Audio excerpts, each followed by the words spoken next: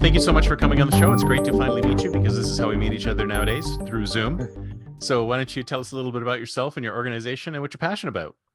Absolutely, Chris. Thank you for having me. It's great to be here. My name is Michael C. Bland. I am an award-winning science fiction author that has a trilogy out. The first two books, "The Price of Rebellion" and "The Price of Safety" and "The Price of Rebellion" are out, and the third book will be out early next year. And Fantastic. what I'm passionate, thank you. And what I'm passionate about is exploring what the future holds, with a Mm, focus on technology. And I've been a science and a science fiction lover for most of my life. My father went to college to become an astrophysicist, and his love of the stars rubbed off on me. And while I wasn't smart enough to try to become an astrophysicist, my life went on a different path. My passion led me to becoming a sci-fi author. In my novels, which I heavily researched before I began, envision a world 25 years from now where technology becomes so integrated into our daily lives that no crime goes unsolved anymore. ooh, However, and I can't, and I try to make this as realistic as possible. And in it, the main character, his 19-year-old daughter, commits a crime. He covers it up to save her life, and that starts down this rabbit hole where he discovers the technology that he helped devise has been used against the population, and what was supposed to protect people is being used to control them. wow. Interesting. That is very cool. Is it Yeah, available right now? absolutely. Yep. Amazon, Barnes and Noble, Audible, all of the great Super places. cool. So Thank you. how did you get into this? Have you always wanted to be a writer? Or I mean, how did you get into it? Well, actually, I always told stories, and apparently, when I was 10 years old, I wrote three comic books. Nice. So I always liked doing stories. But then I went to college, business, and trying to be responsible and everything. And the first job out of Yeah, college was you'll never make it as a writer, right? You right, always think yeah, that. exactly. It's always one of those things. And so the first job out of college was this finance company in collections, which included repoing cars for a living. Whoa, I'm 5'9". I'm you're a not an repo man. imposing guy. Yeah. And I'm like, really? Is this my life? Is this what I'm? Yeah. And so That was a great movie, by the way. I love that it movie. That was a was great movie. fantastic. It was a blast. Yeah. But yeah, that wasn't me. But that's when I decided, hey, look, what do I really want to do with my life and what is really important to me. And I really wanted to explore various things. And I'm not a preachy kind of person. I don't want to preach or do anything else. However, especially the more and more I researched this book series, and I did a lot of research before starting to dive into it. I know that climate change and AI, of course, are very big topics right now, and very rightly so. However, I really think that surveillance is a third area that really needs to be focused on, because Definitely. right Absolutely. now, yeah, it's being slipped in more and more, and people are just accepting it. More cameras on street corners, more things, your devices listening to you. And where is it going to be in another 25 years? Oh yeah, absolutely. And I have a feeling it has something to do with the our culture change, right? Because one of the things about our culture is that it's very high. It was originally very high trust, right? Hmm. And in high Hmm. trust societies, you don't need a lot of surveillance because you assume that the citizenry is just going to follow the law, right? And then And once you that knew your starts, neighbors. You knew your exactly, neighbors too, right? Yeah. exactly. Once that starts falling apart, then how do you keep people from breaking the law? I mean, surveillance is the next logical step, right? Right. And it's a double-edged sword, right? You want to be able to make sure that these neighbors that you don't know anymore, that you haven't met, you haven't played, your kids hasn't played with their kids, and you want to have some sort of oversight. You want to make sure that there's some level of comfort that someone's keeping an eye on the neighborhood, but Right. they're also keeping an eye on you. Right. Well, it's kind of like the whole, well, if you're not doing anything wrong, you shouldn't have anything to hide, right? Right. Exactly. Right. Yeah, and it's a slippery slope, right? It's a technology. I love technology, and I've got all the gadgets and everything, but it's like anything, right? It's a tool. It can be used for good. It can be used for not so good. And who's Yeah, I mean, that's really what I keep overseeing it? saying, but so many people think it's being used for evil right now, and I disagree because it's really just whoever's wielding it, right? I mean, Mhm. whoever's wielding the technology, it's how they decide to use it. And if we decide to use it for good, then it becomes used for good. Right.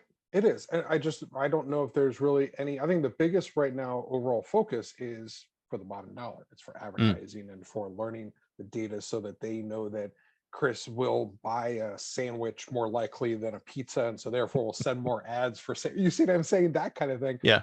but it can be very insidious. And the more and the better the technology gets, and then incorporating AI with it, it's opening up a massive rabbit hole. Yeah, it's sad that we have all of this talent and all this horsepower just trying to get us to buy more stuff instead of being used for all the big human problems that we seem to have. It's like, Right. can't we just take this horsepower and apply it to something else? The world of Star Trek was a beautiful that, hey, everyone comes together and that we explore the galaxy together and that we build this great society together. And unfortunately, I don't see it getting Yeah. there So either. did you get what who are you like you must have inspirational authors or inspiration from media like who was your who were Yeah. your inspirations? Robert Heinlein growing up, Mm, Isaac Asimov, and my dad had all the old books, yeah. around the house, and I would just dive into them. Mote and God's Eye and Strange in a Strange Land, all those great novels and Contact and everything else. So I love those were what I grew up on, and of Hmm. course Star Wars, which is of course absolutely nothing to a science. There's absolutely really no science at all. Even though, trust me, I'm a massive Although they tried to Star figure Wars out fan. how to explain the midichlorians, right? The force and Yeah, everything. and then you kind of go, just maybe stop, just let's just warp speed somewhere, right? But it's it's great. I love Star Wars, and if a lightsaber ever it becomes reality, I will probably buy one and accidentally like slice off a limb just because I'm not that coordinated. But yeah, So what made you decide to set it that far out in the future? Like specifically took you there? because I wanted it far enough in the future that we could see the evolution of various technologies and where it could take us. And I wanted it far enough away, yet close enough that it was very relatable. It's the first book set in LA and San Francisco. He likes Silver Sun pickups and listens to Seven Nation Army. So there's definitely that element of making it as realistic and believable as possible. um, and also when I was writing the first book, it was actually 30 years, Mm, and going back 30 years, there was really no internet. I think people had pagers. That was about it. There was no really integration of GPS into the retail side. You got around using maps. It was just a yeah, it's an very, insane amount of change that's happened in the last 30 years. imagine now 30 years in the future, and it's Mm, accelerating. I mean, look at AI, how it exploded in just, seemingly a short period of time, even though realistically it has been around for a long time. right. But what's also in a way gratifying, but in a way kind of creepy, is some of the technology that I envisioned have already started to become reality. Hmm. In the first book, I had a scene where there were a bunch of drones attacking in a swarm fashion after the characters. A company in California in 2023 created that technology. Right. Another one was what I call DNA sniffers, where we all shed dead skin and hair follicles as just part of life. Well, my machine sucked those out of the air, ran the DNA, and identified you. Last year, another company in California created that technology. Talk Well, about kind of I've always creepy. said that science fiction authors are really the ones who come up with the ideas that are then eventually turned into something. I mean, the whole question is that you come up with the idea, but you don't know when it's going to come out, so you can't really capitalize on it, right? Right, and I can't make it myself. I don't have the technology to do that, unfortunately. But I have a lot of great ideas in the first two books and also the third. So if there's someone looking for ideas for innovation, they should grab my books. That's I what have all kinds of. I've always said if innovators should grab science fiction novels and read, far future, near future science fiction novels, especially the hard sci-fi, Mhm. and for ideas, just mine them for ideas and just go to those ideas and look at them and go, okay, in this future, 30 years from now, 50 years from now, 100 years from now, this thing exists. And then all you Right, have to do is go backwards and go, well, what was the great granddaddy of this thing? Could we invent that thing today that will take us right. to that thing? So there's so much innovation in those books. And I tried to, again, try to make it as realistic. There's also, I was reading this article about the creation of using sound waves to modify water into what they call X12 ice, like super diamond hard ice. Ooh, That's in the third book.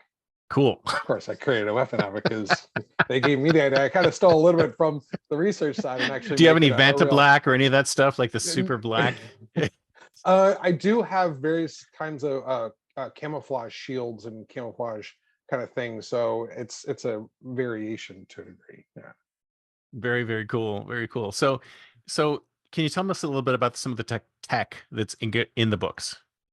So along with the DNA sniffers, another one is these attack robots, and what my inspiration was the Boston Dynamics, those robotic dogs, Mm. and Those are how pretty they're freaky. I used. mean, remember that Black Mirror episode that Yes. used them? Oh, Yes, yes, absolutely. And mine are just then on steroids and a number of generations ahead, but using that kind of technology to hunt down after the people that you're looking for. right. Well, Yeah. have you seen that recent clip from China, which had a Yes, I robot just saw dog it yesterday. with a Yeah, machine gun strapped to its head? yeah, yeah. My friend sent it to me. Who's read the second book, and she's like, "Isn't that like the granddad of your dog in your book?" Which just it's scary. Yeah. That's So right. all those kinds of things. Another one, a big piece of technology in my book are implants. That people have a very small implant in their head that it connects them with the digital world, and Mm. it incorporates into their job and their school and their everything, all of that. And that was before Elon Musk started to implant into people's head With a Neuralink. Yeah. with an Neuralink. Yeah, and that's almost like the precursor to the implant that I have in my book. Yeah. Well, you know what's going to happen eventually, because right now these interfaces that we have, they're using our own senses. So they're feeding Hmm. through our current senses. But you know, eventually we're gonna have to bypass them and go Yeah. directly into our brain somehow. And the implantation, probably 30 years, 20, 25 years, 20 years or so. Hmm. That seems totally reasonable that we get to that point. Another thing that I have in my book is, remember Google Glass? Hmm. I took it a step further. If you know cataract surgery, where they will take your lens out of your eye and replace it with a replacement. Yeah. In my book, that replacement has a clear computer lens over the eye. So you can have movies streaming to the lens in your eye. You can work, you can have Excel spreadsheets, almost and in fact, the new Apple, their 3D glasses that they have, their VR has The that. Vision Yeah, Pro. Yeah. exactly, has an element of the real world with the overlaying of the Excel and spreadsheets and or media or whatever you're looking at. And that's pretty much how in my book how the world looks, because you had these lenses in your eyes and you have all these feeds and everything else. You have your time and date, and you have news feeds and everything else just as you're going about your day. Yeah, it's pretty cool that as technology progresses, it gets less and less visible. So there won't be AirPods in our ears anymore. There won't be Right. glasses in our face anymore.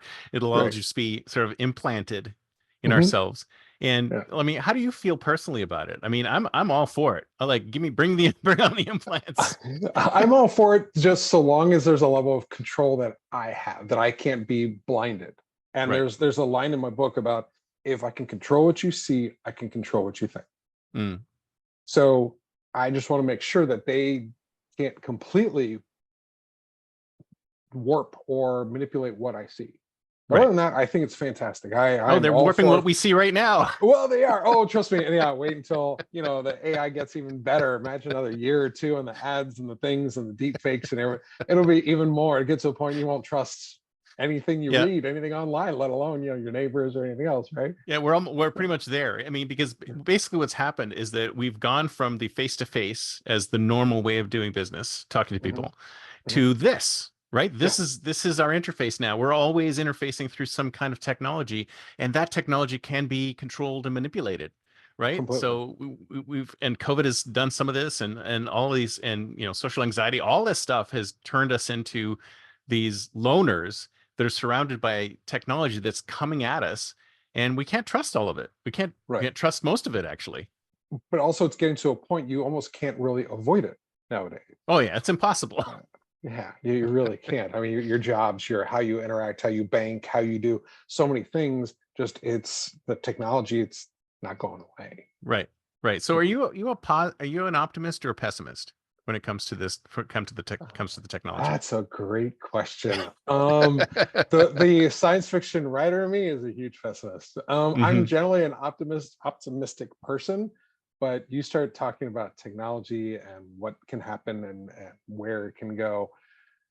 Yeah, I start getting very pessimistic. Now, have you used AI in your work at all? No, no, Not at all? it's one of those, Nothing? no, I haven't. A No, part of no, the not, thing I'm not is, asking you to if you used it to write anything, mhm, but have you used it you for know, research or anything like that? and no, I've started to a little bit, and I Mm, suspect after this trilogy, because I'm at the point the third book is done, and I'm just fine tuning the editing. So the story's done, the story's all, and I suspect for the next book, as I start doing research, then yes, I can see using AI to be an assistant in terms of diving into a lot of information and that kind of thing. Um, I do know that there, and I've heard stories of people, writer or people using AI to write stories, write novels, which I just think is a shame. In fact, there's a science fiction magazine that stopped accepting any submissions for short stories because they're all AI generated. really? Yeah, Wow. yeah, yeah. So, That's which is a real insane. shame. It is insane. And as for me, I go, well, then what's the point? I mean, Mm, part of for me, the writing is the journey, and I trying to and exploring these worlds and the people in it, and how would you interact? I mean, my story is how would you be able to how would you protect someone you love in a world where they just can track everything and they have this level of surveillance you can't avoid? And so to explore that and try to make it entertaining and interesting and all the challenges and difficulties and how would you get out of it and how would you manipulate the software or whatever, that's the part that's fascinating to me. right. But you can use it as a research assistant, right? I mean, to Totally. pull sources and stuff like that. Yeah. And I will say that one of the challenges is, when you're as an author and you're going to, okay, they want a synopsis of the book, to take a 300 some odd page novel and condense it to one page. I'm horrible at it. So I suspect that in the future, I'm going to take a version of a synopsis that'll probably be like 2 pages. I'll say, okay, I shrink that thing down to 1 page, and that's something that it's good at doing. Oh That yeah, I yeah. can't do. Yeah, Yeah, some of that stuff is very it's very useful for that. But so your stance on AI written books is no, no, definitely no, not. And definitely not. what about sort of AI generated and human edited or It's like a any kind of cheat. It's like AI a take a cheat. I mean, because AI is all, it's taking stuff that's already been made, already been written, already been yeah, but created, some and people it's could argue that manipulating it. writers do that all the time. Very good point. I will give that. That is a good point. There, the whole adage about there are no original stories. I get that. It's like anything. It's a tool. Hmm. It is a tool, and it's what level do you use it for in terms of research, in terms of shrinking down something that you're saying and just condense a 2 page thing to a 1 page thing, or exploring, what's the latest that's been generated with this in terms of research, in terms of, issues, whatever, then that kind of thing is great. But in terms Right. of, at least for me personally, using software like AI to create something that you then try to present as something that you created, that's where I have the issue. Yeah. Well, it's interesting you should say that because I'm a writer as well, and I've written some science fiction. And about a year ago, I thought to myself, you know what? I'm gonna try writing something with AI. And Okay. I had just finished reading this sort of pulpy time travel novel, and I thought to myself, well, it would be fun to do something like that in with AI as an assistant. Mhm. And I sort of slogged through it for about 3 months. And then I said to myself, no, this is crap. I need to rewrite the entire thing from scratch because this is awful. I mean, it was great for helping me flesh out the backstory of the characters, but then when Mhm. it came Mhm. to and maybe writing a fight scene or two a little bit, but Okay. other than that, it was like, oh my God, this is so awful and stilted. I did that thing where you put it away Yep. and you Yes. don't read it for 3 weeks or something like that, and then you pull it out and Yes. you look at it again, and I'm like, oh Mhm. my God, it's awful. I'm a big believer of every first draft of a novel is horrible. It Yeah. sucks. Now there'll be parts that'll be great, other parts that you're like, what was I drinking? Is that why? What, how bad, was I, that kind of thing. Oh, which no, I don't drink when I write. But that it's fascinating. And then it's what you then build on. Yeah. But Yep. although I would say that there were a couple of times when it did surprise me with something interesting, like an interesting twist. Because I got to a Hmm, point in the story where it was the penultimate, it was the end, it was the showdown between the teams and stuff like that. And I'm mhm. like, how am I going to write this? Right? Because it was supposed to be like a big final battle sort of thing. And it Right. actually gave me some decent, halfway decent ideas on which way to make it go. Things that I Hmm, probably may not have thought about. So, it's actually not so bad as okay. somebody who can just almost like somebody who sits over your shoulder and goes, "Yeah, why don't you try this? Or why don't you try that? Or why don't you try this? Or why don't you try that?" So those bits of it work, but having it Okay. wholesale write anything, forget it. Yeah, yeah. So an assistant and a way to, and also you could probably set it up to prompt you in terms of, how much have you written this week? What have you Right. been doing? Kind of like Oh yeah, an it's great assistant as a that, nag. yeah, exactly. Yeah, exactly. So, instead of a spouse or a friend annoying you, you can have this, piece of software do it instead. Yeah, So what or do a you think? publisher. Do you think that this profession is on its way out? Like let's look 10 years into the future, think like a futurist. It's the year 2034. Are Mhm. we still writing? Are we still writing? Is anyone still writing?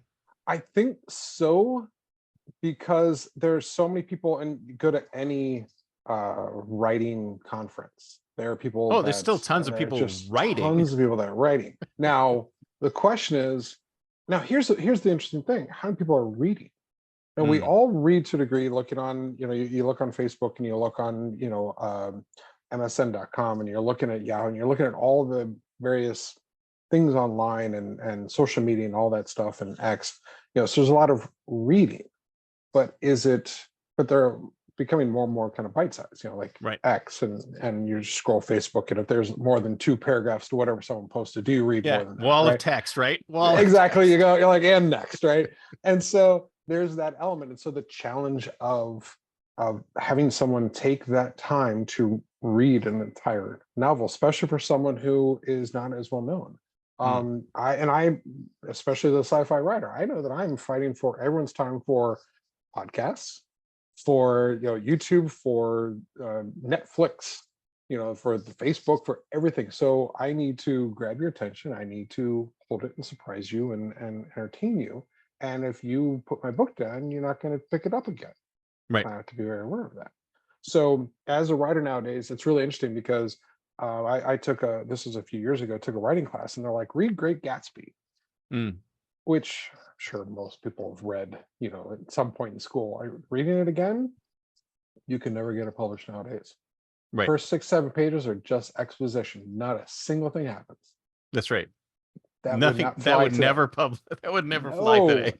no, it would. Yeah, a literary agent would, after the first 2 pages, would go, nope, done. If they even get that far, it's just the reality of the world we're in. So to answer your question, I think yes, there will still be writers. I think it'll also be even more difficult for first-time writers to break in.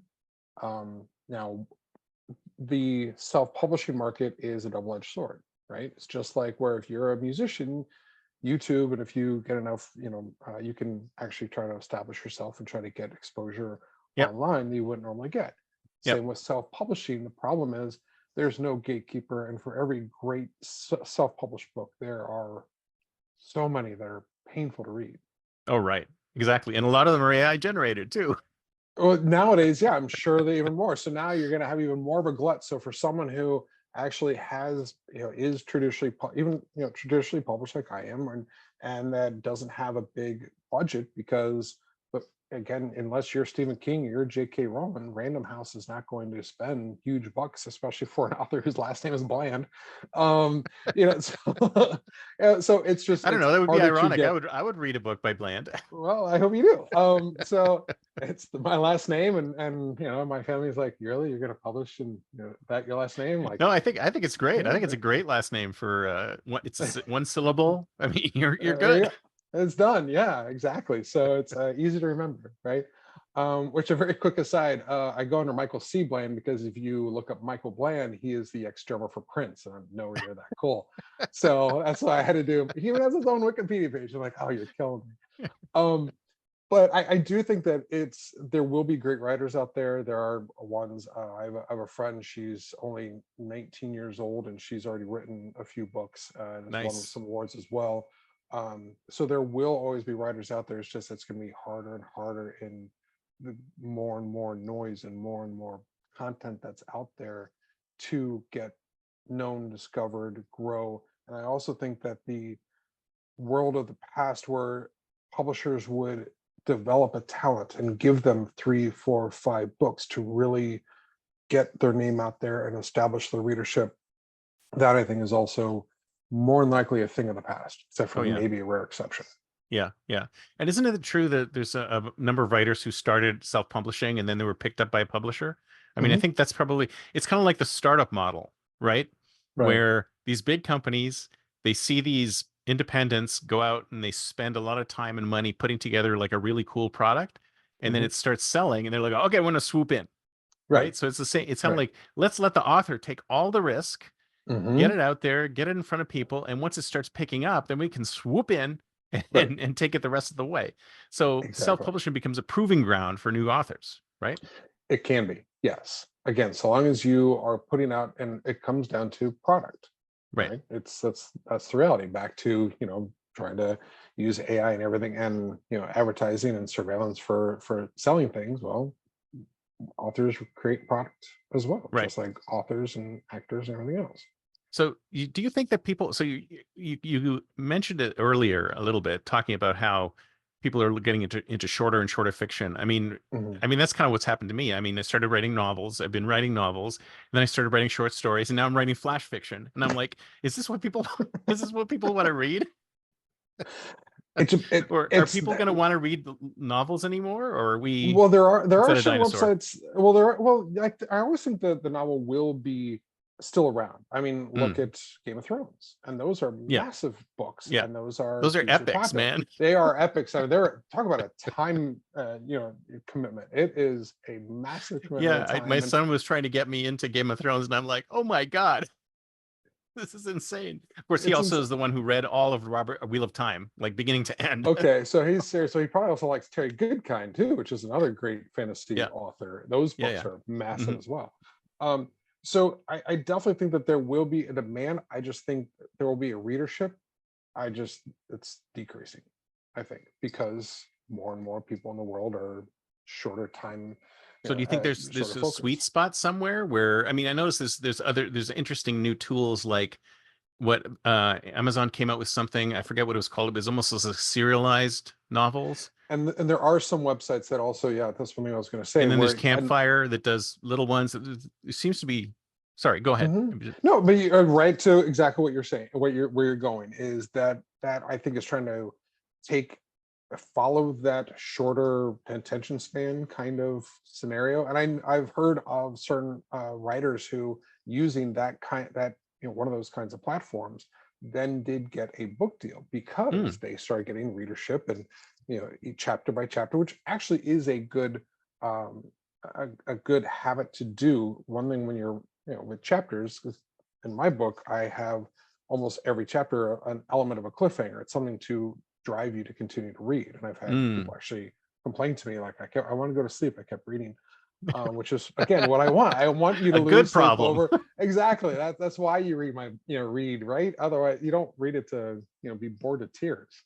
Right? You just watch So paint dry. we're almost getting back to the serial days with like Dickens and what they used to do back then, where Hmm. the novels are actually serialized, Yeah, right? good point. And that Everything might old is be new again.